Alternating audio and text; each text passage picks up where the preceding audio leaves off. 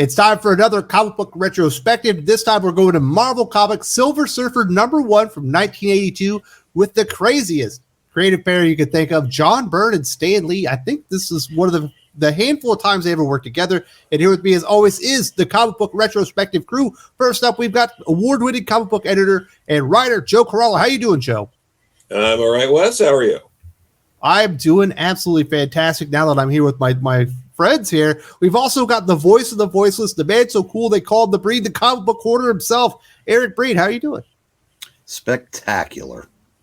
Well, I imagine you're doing better now. We got Silver Surfer #1, Escape to Terror, released in June of 1982. John Byrne and Stan Lee. You don't see this very often. This was actually plotted by John Byrne and scripted by Stan Lee.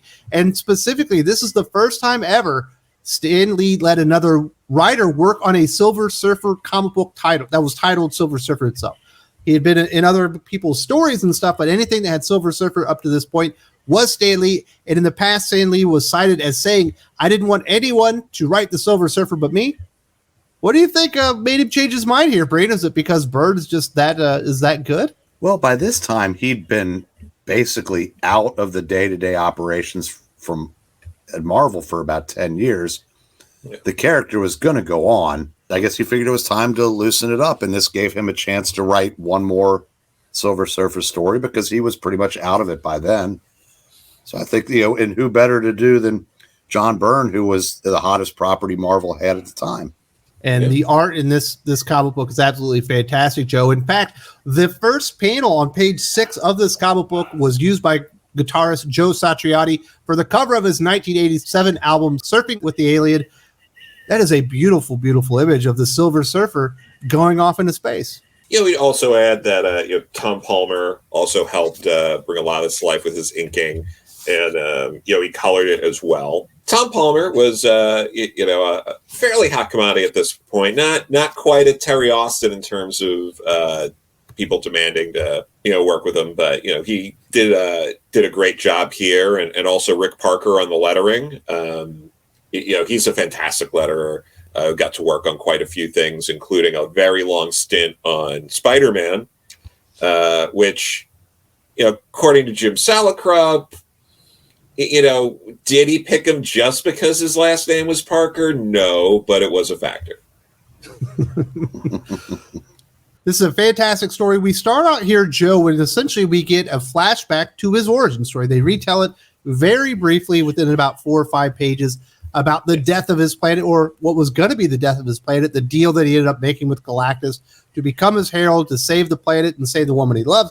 But he can't really go back, and he ends up going out into the cosmos. He ends up finding Earth, and he ends up meeting the Thing, gets knocked out, meets his girlfriend, and he discovers his humanity after that conversation and decides to defy Galactus and save Earth. So I thought the way that it was retold was very brief, very succinct, and very well done. And again, these are retelling events that at this point are coming up on 2 decades ago from the original Galactus trilogy. Not quite 2 decades at this point, but it's getting there. So that was important to retell here. And it had been a minute since Silver Surfer had his own series as well at this point.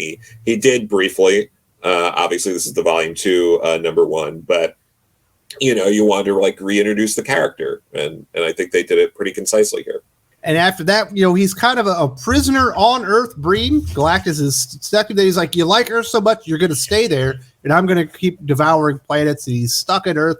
And he wants to go out there and roam the cosmos. He wants to see his planet. He wants to see the woman he loves.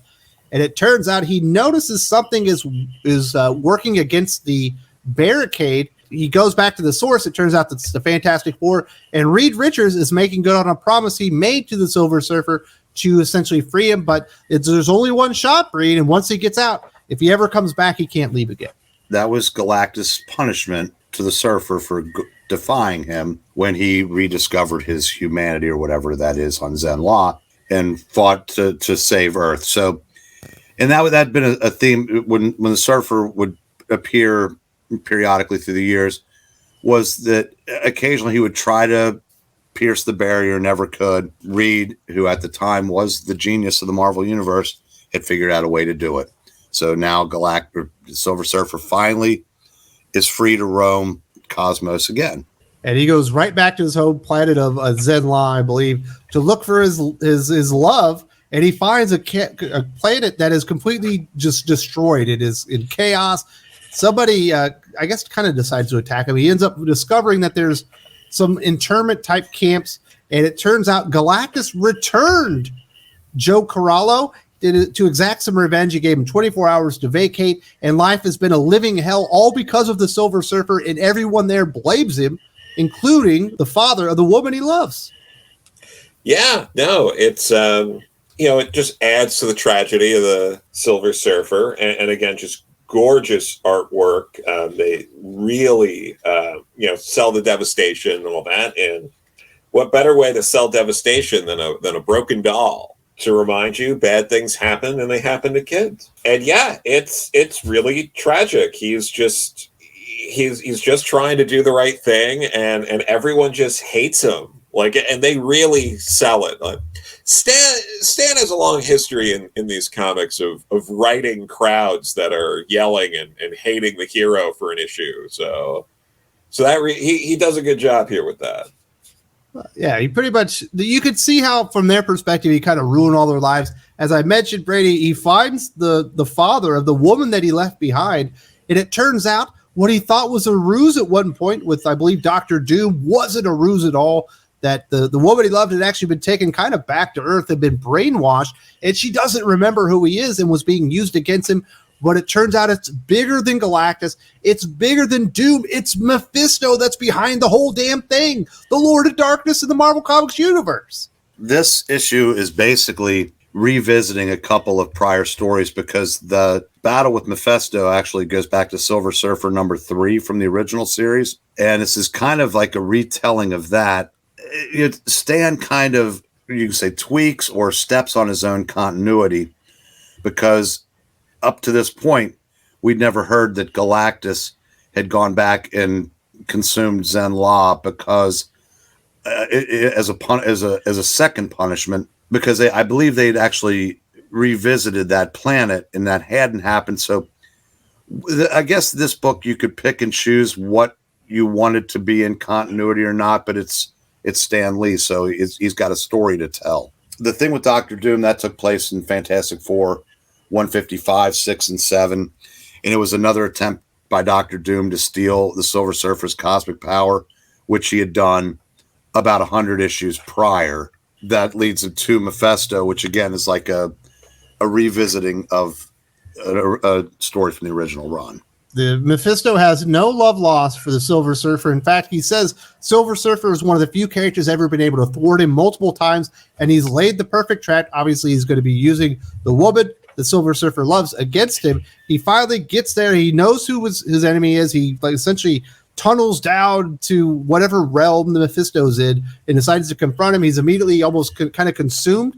The woman again says, "I don't know who you are. You must be mistaken," after he kind of finds her in Latvia, I believe.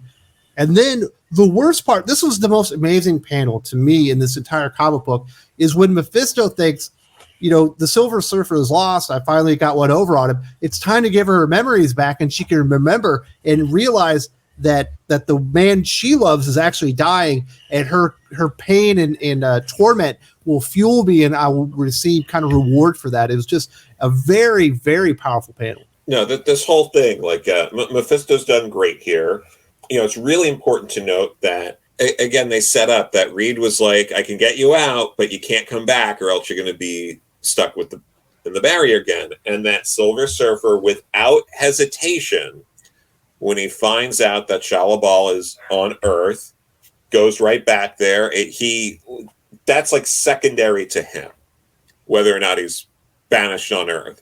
His focus is on her. And again, it's just like a very heroic moment that I think Stan really sells here, and obviously John Byrne and Terry Austin help sell that as well. So it was very heartbreaking stuff, but it turns out the fate of the Silver Surfer has not been determined, Eric Breed, because he rises out from the molten lava, and according to Mephisto, the way that he's interpreting him, he's overwhelmingly powerful for him, and he's not going to have a chance to overcome the Silver Surfer this time.